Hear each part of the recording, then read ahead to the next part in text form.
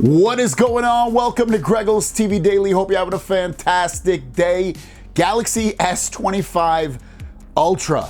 Now, we know it has a brand new fast Snapdragon 8 Gen Elite, or whatever they call it, 8 Elite, I think that's what they call it. Super fast processor with like 40-45% increases in like basically almost everything across the board. It's due to have up to 16 gigs of RAM. It's gonna have same cameras basically, but better cameras. It's gonna have some things in there that are nice, but we learned something about the displays. Now, there's potentially some good news and bad news about this, but probably maybe a little bit more bad, but it's not the end of the world. But here it is. Here's the tweet from Ice Universe talking about the display, saying as far as he knows, S25 Ultra has obviously improved in brightness, viewing angle, screen color accuracy, and many other aspects. And it looks much better to the naked eye. So I believe the S25 Ultra is going to adopt the M14 new material. M14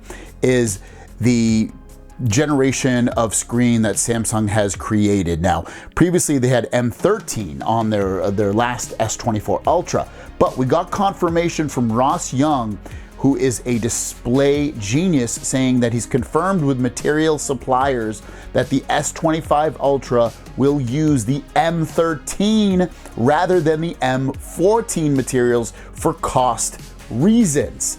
So, M14 is already in use by some other phones. iPhone 16 Pro Max uses it, and if I'm not mistaken, the Pixel 9 Pro XL also uses the M14 display. Now, I feel like this happened last year too. They didn't push the generation ahead. They used like the previous generation, and we had the same exact thing. I want to say that when I look at displays, Samsung, regardless of the generation, has always usually been my favorite display. So I don't look at this as the end of the world. I mean, let's be honest, how much of a difference is the last display, M13 versus M14? Most people, probably including myself, probably wouldn't notice much of a difference when I look at the displays, especially when I look at a Pixel display or the iPhone 16 Pro Max. I have both of those phones. I look at those and I'm not looking back at the S24 Ultra thinking to myself, damn, this S24 Ultra looks like crap. I really don't. It doesn't look like crap to me. So that's why I'm not too worried about it. I think where the concern comes from is obviously people like myself and you guys that watch my videos, a lot of you anyway, know that based off this information, if we buy the S25 Ultra, sure, it might be upgraded in a few key areas of the phone. One of them might not be the display, meaning we're gonna get a display that has the same technology as last year. Now, it might still be brighter, it might still look better, but a lot of that has to do with fine-tuning of the display itself and the software that runs underneath it all. That's where that can be improved and changed and increased. Doesn't mean we're getting a new display though, like the newest display technology, whatever those key differences are over the last generation. But they're also trying to save money on this, and this goes to show that we've heard that the Snapdragon 8 Elite is going to be very expensive. It's a pretty big price increase versus the last generation. I think it's like 40 or $50 more than the last generation.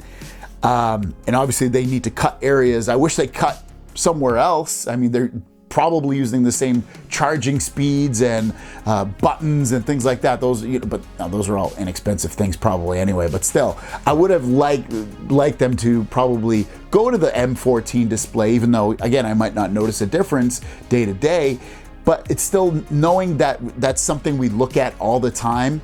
You got to put a lot of weight into that. The display has to be great for a flagship phone. It's something you look at literally all the time.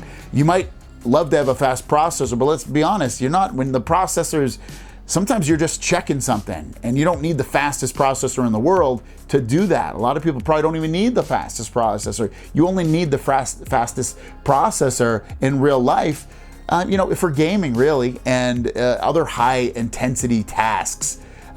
With editing and with anything, that's really it. I can personally think of editing and video gaming. You could probably throw in there some AI tasks, AI, especially if it's on board. That needs a lot of horsepower. But I need to know what you guys think about this. How do you feel about it? I know a lot of you have begun thinking about jumping off the Samsung train because you feel like they're not giving us the best they had to offer like they have in the past, and they're kind of taking a back seat in some areas and resting on their laurels in others in terms of not improving or changing things that you and I both feel like need to be changed. Let me know your thoughts. Have a great day. We'll see you down the road. Peace.